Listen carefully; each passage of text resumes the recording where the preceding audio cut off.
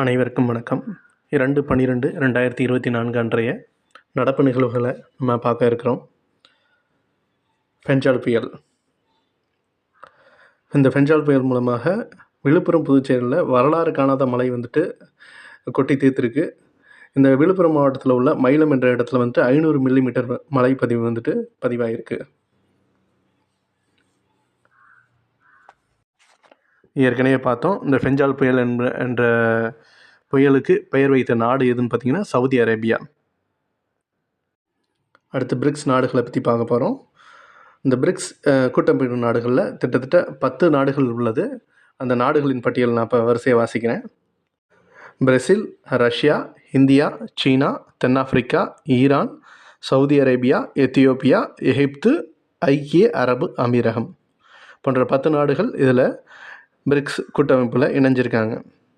மேலும் 3 நாடுகள் இதுக்கு விண்ணப்பிச்சிருக்காங்க. துருக்கி, அஜர்பைஜான், மலேசியா போன்ற நாடுகள் இதற்கு விண்ணப்பித்துள்ளார்கள். அண்மையில் பிரிக்ஸ் அமைப்பின் உச்சி மாநாடு 16வது உச்சி மாநாடு ரஷ்யாவில் நடைபெற்றது.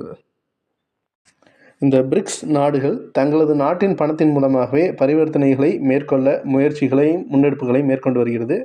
இதை அமெரிக்கா கடுமையாக எதிர்க்குது. ஏன்னா இதுவரைக்கும் அமெரிக்க டாலரில் தான் பரிவர்த்தனைகள் நடைபெற்று கொண்டிருக்கின்றது. ஒருவேளை தங்களது நாடுகளின் பணத்தில் பரிவர்த்தனைகள் மேற்கொள்ளப்பட்டால் 100% வரி விதிக்கப்படும் என அமெரிக்க அதிபர் ட்ரம்ப் எச்சரிக்கை விடுத்துள்ளார். அமெரிக்காவுக்கு ஏற்றுமதி செய்யப்படும் பொருட்களுக்கு 100% வரி விதிக்கப்படும் என்று அமெரிக்க அதிபர் டொனால்டு ட்ரம்ப் எச்சரிக்கை விடுத்துள்ளார். தற்போதைய நிலைமையில் உலகளவில் வர்த்தக பரிவர்த்தனைகள் அனைத்தும் உலக வங்கியின் வலைப்பின்னலான ஸ்விஃப்ட் என்பதன் மூலமாக நடைபெற்று கொண்டிருக்கிறது. அடுத்து ஜிஎஸ்டி வரி பார்க்க போகிறோம்.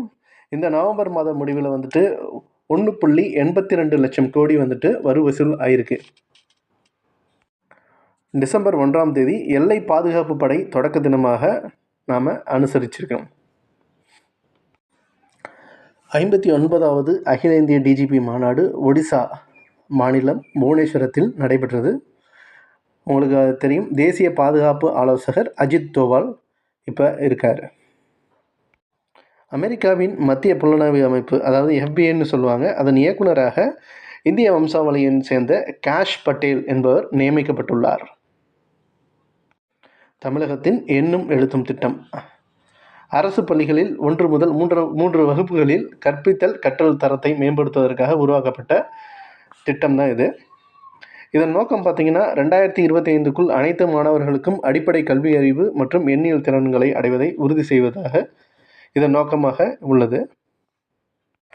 இன்டர்நேஷ்னல் கிரிக்கெட் கவுன்சில், அதாவது ICCன்னு சொல்லுவாங்க, இதன் தலைவராக ஜெய்ஷா நியமிக்கப்பட்டுள்ளார். மிக இளம் வயது தலைவராக இவர் கருதப்படுகிறார். அதாவது 36 வயசுலேயே இவர் இந்த தலைமை பொறுப்பை ஏற்கிறார்.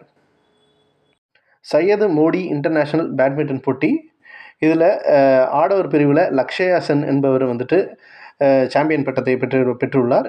PV சிந்து அவர்கள் மகளிர் பிரிவில் சாம்பியன் பட்டத்தை பெற்றுள்ளார். ட்ரிஷா ஜாலி மற்றும் காயத்ரி கோபிச்சந்த் இவர்கள் இந்த இணை அவர்களும் சாம்பியன் பட்டத்தை வென்றுள்ளனர்.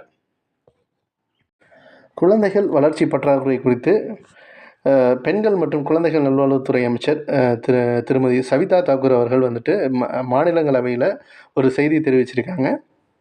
கிட்டத்தட்ட 38.9% குழந்தைகள் போதிய வளர்ச்சி பெறவில்லை என்று அறிவித்திருக்காங்க. அதாவது 3இல் 1 குழந்தை வளர்ச்சி பற்றாக்குறையால் பாதிக்கப்படுகின்றனர் என கூறியிருக்கிறாங்க. மேலும் குழந்தைகளின் வளர்ச்சி பற்றாக்குறை குறித்து தகவல்கள் போஷான் செயலி, அந்த செயலியில் தகவல் அதில் இடம்பெற்றுள்ளது. அதன் அடிப்படையில் 17% குழந்தைகள் எடை குறைந்தவர்களாகவும் 5.2% குழந்தைகள் மிகவும் மெலிந்து எடை குறைந்தவர்களாகவும் காணப்படுகின்றனர். குழந்தை இறப்பு விகிதம் 1000 குழந்தைகளில் 1 வயதை அடையும் முன்பு இறந்தவர்களை வைத்து கணக்கிடப்படுகிறது. WHO கூற்றுப்படி 1990களில் 50 லட்சமாக இருந்த குழந்தை இறப்பு விகிதம் தற்போது 2022 பொறுத்தவரை 23 லட்சமாக குறைந்துள்ளது. குழந்தைகளின் வளர்ச்சிக்கு நாளொன்றுக்கு 13 மணி நேர உறக்கம் தேவை என அறிவித்துள்ளனர். நன்றி.